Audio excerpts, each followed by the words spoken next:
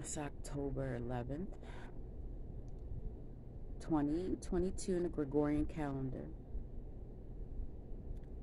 And this is my personal account from all that I can remember from beginning to end.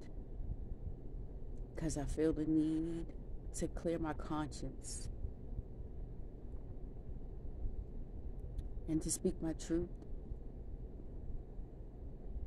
and what happened to me.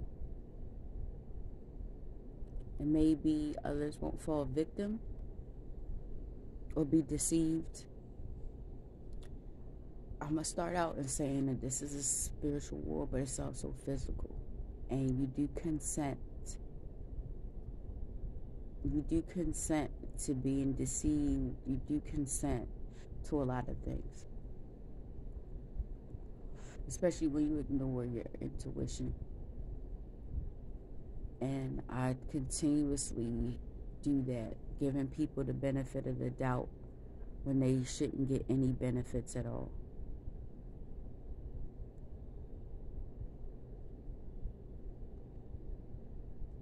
I met, I don't even know how long ago, but just like everybody else, you're on social media, you hear somebody speaking something you ain't never heard before, and you're like, whoa, in your ears, and it triggers you, awakens you. And you get some knowledge, you're like, whoa. So you're like a sponge and absorb it. And it's like the greatest feeling. It's like a high in a sense. Especially to learn under someone that knows more than you. So I initially set out to ask for assistance with a legal issue with my daughter and trying to move her out of state due to a previous marriage. And I was doing ancestry research, and I knew I needed to tie it into someone that knew history. So I was bouncing things off to get verification on that. For many months, it was no verbal conversation. It was just in the messenger area, sending pictures and asking questions. At this time, I was married, and my husband was involved and in the conversations because he was very protective, possessive, in a sense, and did not desire me speaking to random people. So we're asking for assistance, and right around that time, my husband disappeared.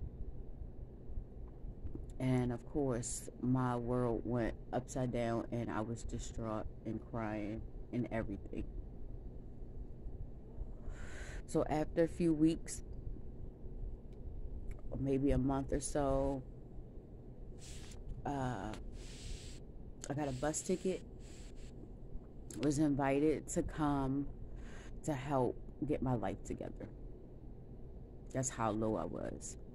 And I was having a lot of family issues and no place to go, homeless, no clothes, no nothing. And so I believed I was going to get help, and did become intimate at that time, and I was there for about 3 weeks. Nothing bad happened. Like I said, I met family, friends, etc., etc. So when I came home, because I was called home, and when I got back and started talking, and the whole tone changed, and it started to be about Larry Hoover, and I heard of him before, didn't really know that much, and got all swooped up into that.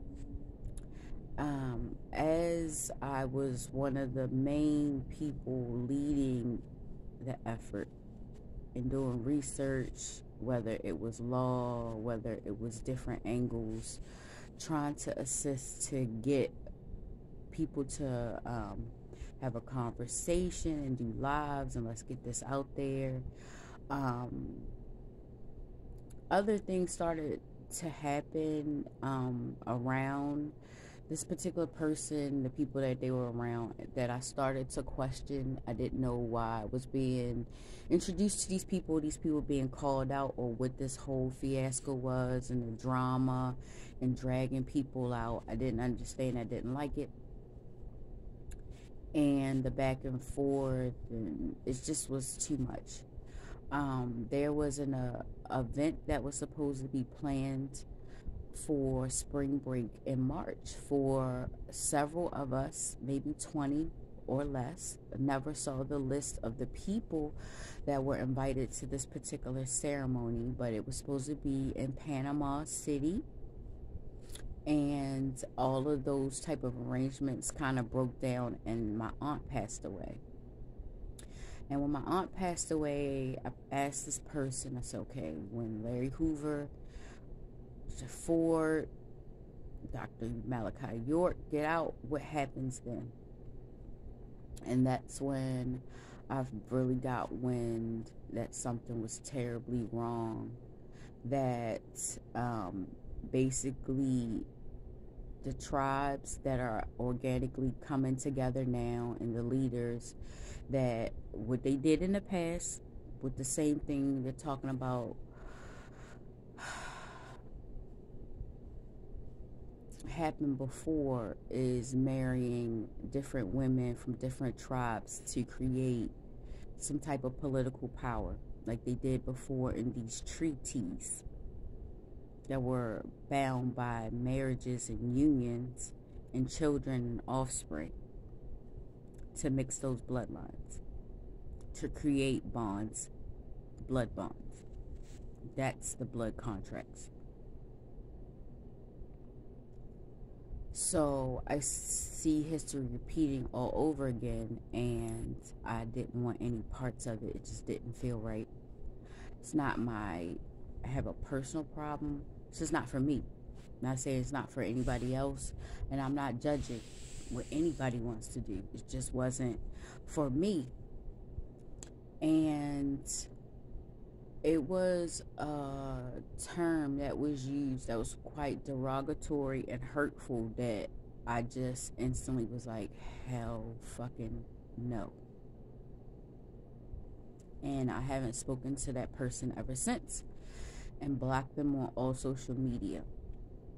This person is everywhere now on social media, and now I'm hearing reports about other people being victimized, and I know exactly the location, the room. I know exactly the people they were talking about and the things that I've seen.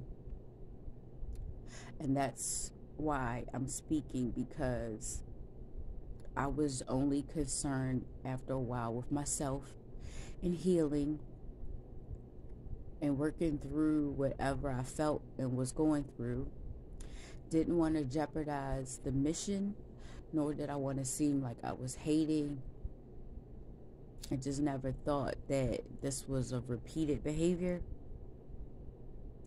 So I really feel like I didn't stand up to prevent other victims. And I'm keeping it general because I just am. But I just have to put this on the record that something's terribly wrong.